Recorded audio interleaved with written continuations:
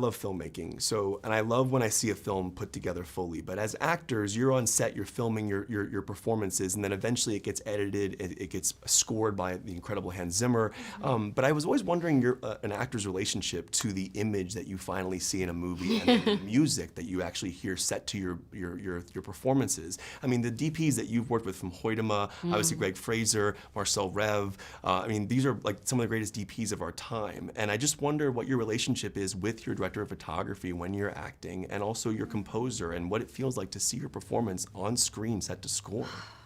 I love cinematography. I feel like you mentioned Marcel. I love Marcel. He's like family, and he was actually in Budapest when we were shooting.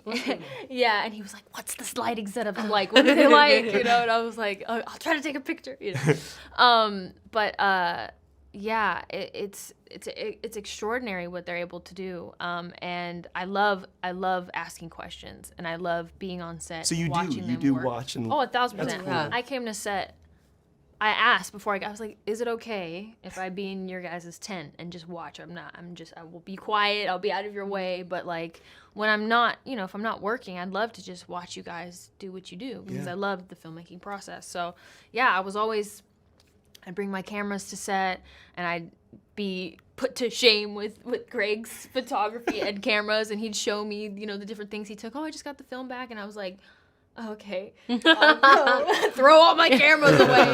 You know what I mean? What are you shooting with? Yeah, like, and that process really fun, because I think there's such a joy in there, and they love sharing their work with you. Like if you ask questions and they're so passionate about it, he was like, "Of course, I'll tell you what kind of camera I use and this," and that was really a treat for me, at least, to be able to kind of pick their brains. And there was one day that I came on set and I brought like my little camera, and I remember them like immediately, the sound of it, like Denny and everyone, like they were like, "Wait a minute, where did you get one of those?" And they're like, "Can we use that?" And I was like, "Yeah, go ahead." You know? Yeah, it was cool. That's awesome. Yeah. And what about for you? Yeah, I mean, I'm while you're talking, I'm like, what am I gonna say? Because she's really handling as well.